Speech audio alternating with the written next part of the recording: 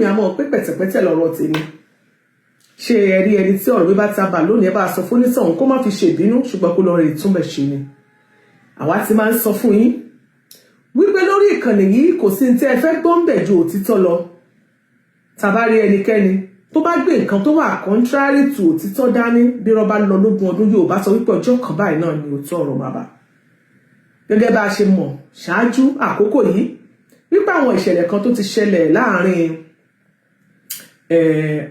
arákùnrin Muyideen àti ìyàwó ẹ̀ níbi tí ìyàwó ti ké gbàjarè síta wípé àníṣe irọ́ tó jìnnà sóòótọ́ ní ọkọ òun ó pamọ́ òun wípé òun àti pásítọ̀ Agbala Gabriel yẹn pásítọ̀ Démọ́lá Amúṣàn páwọn jọ ní àjọṣepọ̀ ó ló ká àwọn kódà wọ́n ṣe débi wípé wọ́n gbé voice note jáde nínú àwọn voice note tó gbé jáde adẹ̀rí bí àwọn tó jẹ́ bí speaker wọn náà lórí ìkànnì yìí tí àwọn náà ṣe ń jáde lọ́tún lọ́sì tí wọ́n sọ wípé bẹ́ẹ̀ ni ẹ ṣáwọn làwọn wá ní kó bọ́ sóṣòkòtò ẹ̀ ní gbogbo ẹ̀ kó tó di pé wọ́n delete ẹ̀ ìyẹn kó tó di pé arábìnrin wa tó rí blue happy kó tó delete ẹ̀ gbogbo ẹ̀ náà ni ẹ̀rí máa jẹ́ mi ìṣó ó ti wà ní ilé ẹjọ́ èyí tí arábìnrin tó wà ní orí black cap náà tóun náà ṣe tóun náà gbogbo ọ̀rọ̀ tó sọ àtàwọn nǹkan tó sọ ẹ̀rí máa jẹ́ mi ìṣó òun náà ti wà tán fi ṣe àfikún sí gbogbo ọ̀rọ̀ tó wà ní ilẹ̀ yìí sí gbogbo rògbòdìyàn yìí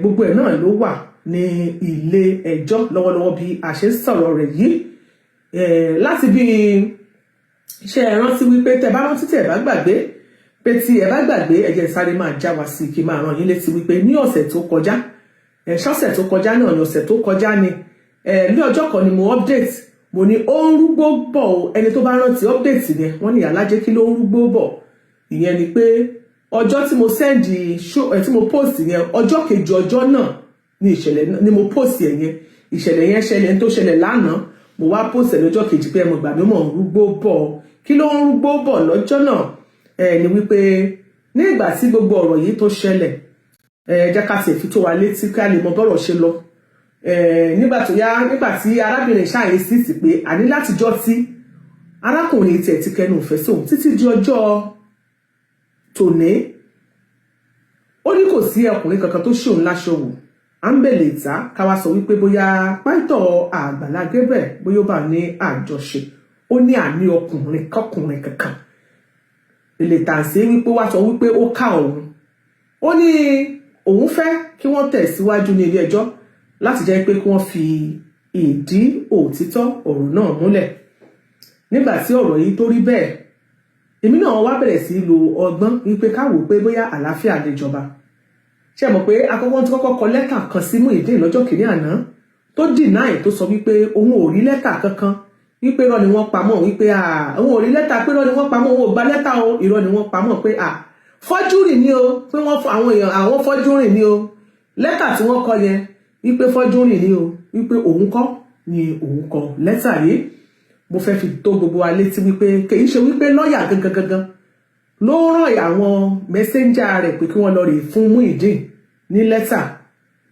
mo fi ń dá wa lójú nílé ẹjọ́ yìí lónìí ní ìyálájẹ́ kọ́tù wípé àwọn bailiff àwọn tó wà láwọn agbèfọ́ba láti court àwọn gangan ló mú lẹ́tà lọ fún Muyideen so tí Muyideen bá kọ̀ tọ́rọ̀ bá bí ọ̀rọ̀ ẹ̀ ṣe ń lọ yìí yóò ṣe padà ṣàlàyé yóò yànnàná fún wọn ní ilé ẹjọ́ bóyá signature yẹn bóyá wọ́n fọ́ọ̀jì ẹ̀ ní o tàbí wípé òun lòun kọ́ nígbà tí wọ́n bá pe agbèfọ́ba tí ó lọ rèé fún un ní lẹ́tà tí bóyá ká wá wọ́n wà béèrè lọ́wọ́ agbèfọ́ba bóyá òun ló ṣe kíni ló ṣe àdàlú signature tí Muyideen sọ wípé òun kọ́ ni òun sáìnì lẹ́tà náà lẹ́yìn tí ọ̀rọ̀ yìí ṣẹlẹ̀ wọ́n ti sọ wípé kó jáde síta nínú lẹ́tà yìí pé kó tọrọ àforíjì lọ́wọ́ ìyàwó rẹ̀ kó ṣe retract and apology ọ̀rọ̀ tí mo sọ yìí fa asọdùn lásán ni dákun aya mi mọ́ bínú àbí dákun ìbùkún má bínú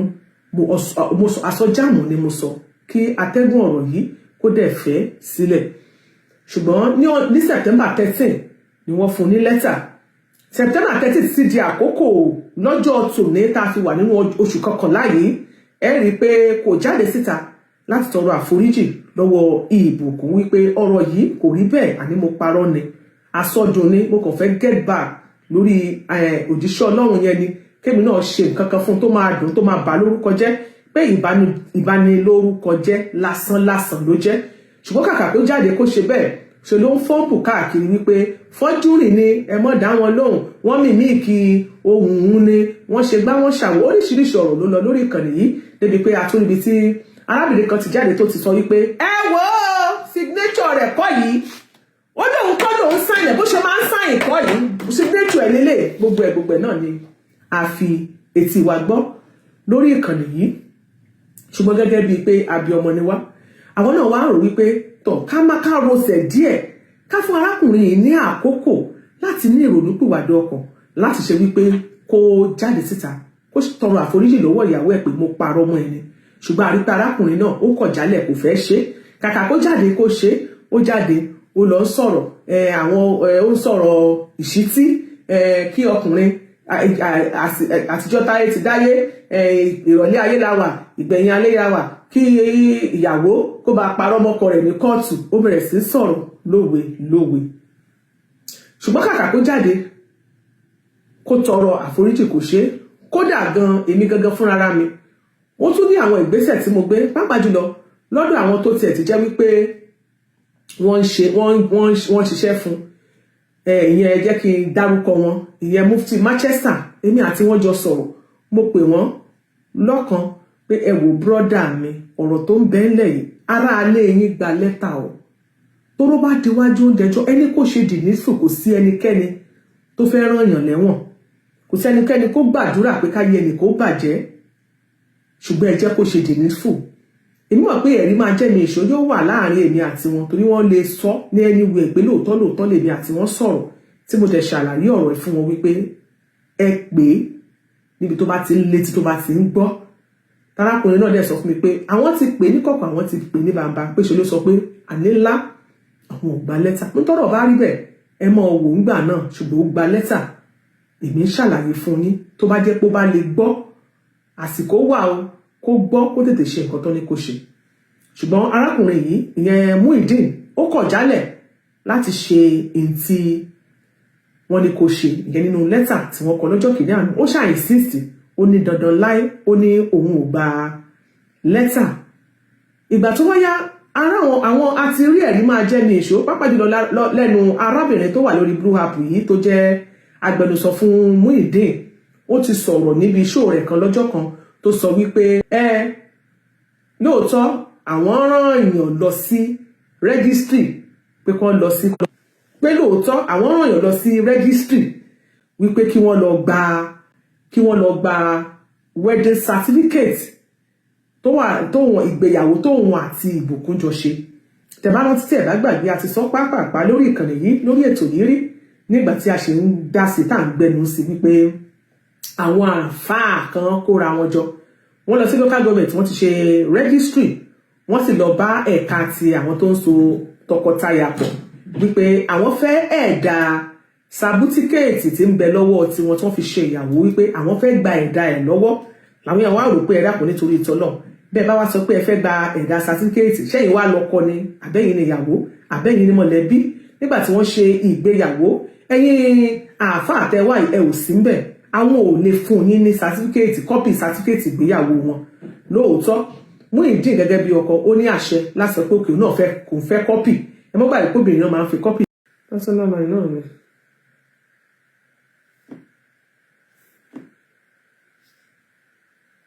Tí ó bá ti wọlé láti post ẹ̀, màá gbé sórí, màá fi hàn ọ́, màá tàn kámẹ́rà, màá fi hàn ọ́.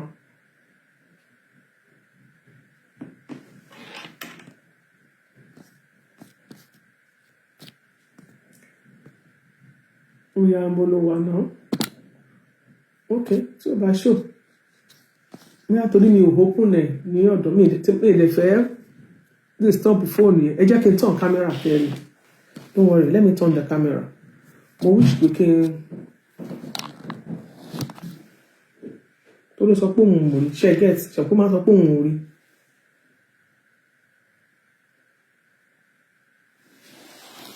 So fún àwọn àwọn tó máa ń sọ wípé so bóyá àwọn èèyàn ẹ̀ báyìí wọ́n á lè mọ wọ́n ṣáà máa ń handwriting èyí tó sọ fún yín pé òun ló ń sìn ìtàn fún lélẹ̀.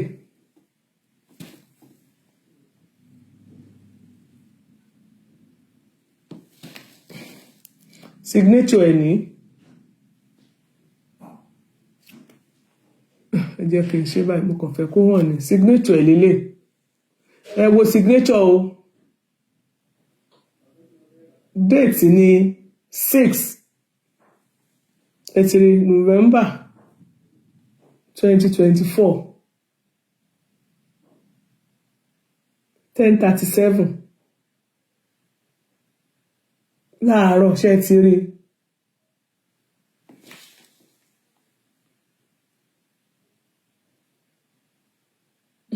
àná ló gbà á so a sì máa gbé wá sórí show wa. Ẹjọ́ ṣe ti rí ṣó hàn dáadáa. Mo fẹ́ kẹ́ dá mi lóhùn. Èyí tẹ́ wà lórí YouTube ẹ̀ tí rí ẹ má bínú.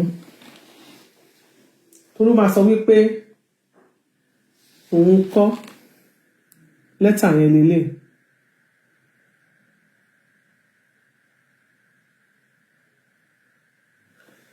Yes, so ó ti gbà lánàá. Mo máa padà sọ ẹ máa padà rí àwọn nǹkan tó wà nínú lẹ́tà yẹn. Gbogbo tó wà nínú lẹ́tà yẹn náà la máa sọ fún wa.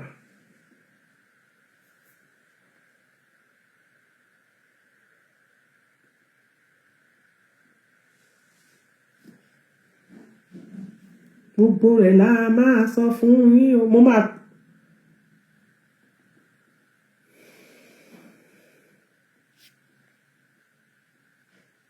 ẹ jẹ́ fi wájú lẹ́tà yẹn hàn yín. Ṣé ti understand? Tá a lọ fún ẹ jẹ́ ká fi hàn yín. Òun lélẹ̀. Àwọn ẹni ọ̀rọ̀ kan rèé. Mrs. Adégòkè Ibukun Adéníkẹ́ Clement, Mr. Muyideen Emmanuel Adégòkè àtàwọn agbèfọ́bẹ̀. Àwọn yẹn máa kẹ́rìí wá ni o. Irú Olúṣọlá Yusuf sì tó sọ pé òun máa wá sí tó bá tó bí anybody dá kó wá tó wá lè gbé Muyideen lọ sí court òun máa ra tíkẹ́ẹ̀tì òun máa wálé ni. Ọlọ́run tiẹ̀ ti ṣeun. Wọ́n á lè gbẹ́rìí wá èmi kọ́ mo bọ́ ṣòkòtò ndí ẹ̀ èmi kọ́ mo ní kinní kan. So Oyèníkẹ́ Pópóọlá lórí TikTok irú lẹ́tà yẹn náà irú voice note yẹn ìwà náà lè mú títí ẹ wá. So bọ́rọ̀ ṣe jẹ́ nìyẹn ẹ máa rí tó bá yá máa gbé sórí page wa. So nínú lẹ́tà yẹn ọ̀rọ̀ tó wà nílẹ̀ ò tí ì le fún ọmọ tó bá jọmọ ọlọ́gbọ́n. So ètò wà bẹ́ẹ̀ ni wípé wọ́n máa fún ní gbèdéke ìgbà tó máa jáde síta. Mọ́mí Ọmọlára àtúnṣe omi náà ní God bless you. Ó máa fún ní gbèdéke ìgbà tó máa jáde síta. Ó máa retract gbogbo àwọn ọ̀rọ̀ tó sọ yẹn. Ó dẹ̀ máa ṣe apology. Ó máa lọ sí orí nínú ìwé ìròyìn. Ó máa ṣe apology. Àdẹ́sán 50 million naira. Owó ìtanràn kan tó wà ní lẹ́tà yẹn nìyẹn. Sobi tọ́rọ̀ dé dúró nìyẹn. Ó wá kù sọ́wọ́ wọn. Then fún àwọn tó jẹ́ agbẹnusọ tí ó jẹ́ pé wọ́n sọ̀rọ̀ bí ẹni wípé ó ṣojú wọn. Bẹ́ẹ̀ ni